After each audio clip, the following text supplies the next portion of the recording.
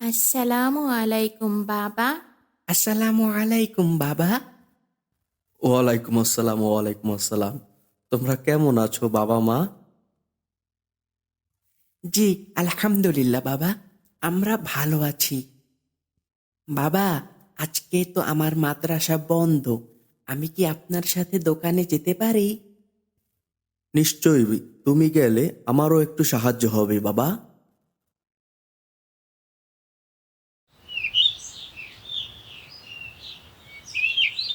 আচ্ছা আব্দুল্লাহ, তুমি একটু দোকানে বসো, আমি একটু ঔষধ কিনে আসছি।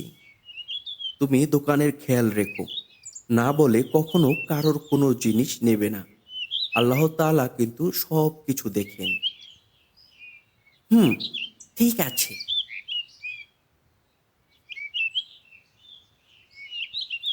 উম, দোকানে তো অনেক ভালো ভালো খাবার আছে, এই চকলেটটা নিশ্চয়ই মজা। বাবা তো নেই, আমি তাহলে একটা খেয়ে দেখি কেমন লাগে।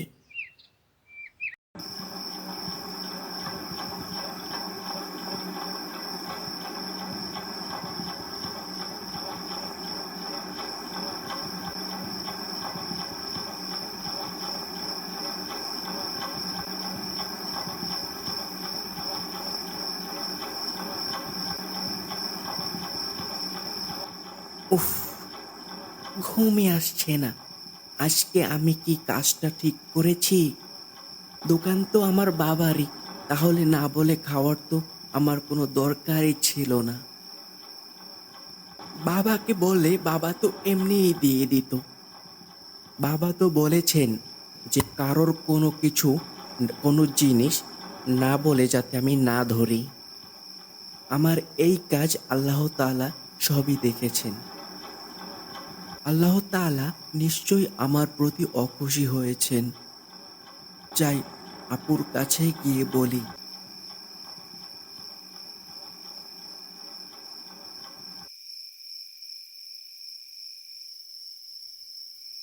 আসসালামু আলাইকুম রহমতুল্লাহি ওয়া বারাকাতুহু আপু।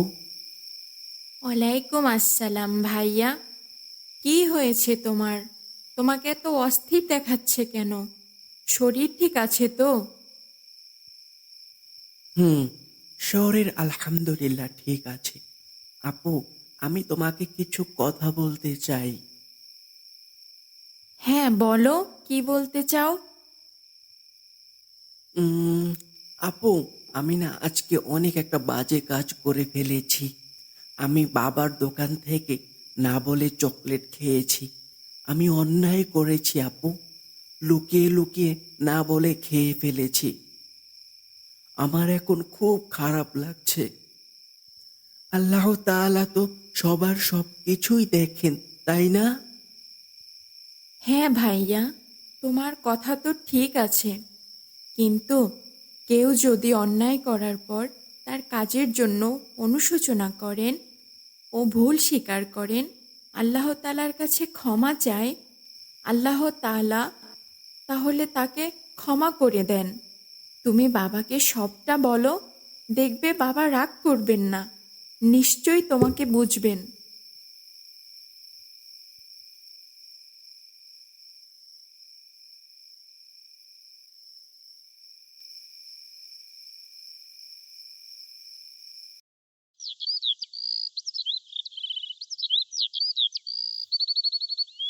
আসসালামু আলাইকুম বাবা আব্দুল্লাহ, তুমি কেমন আছো?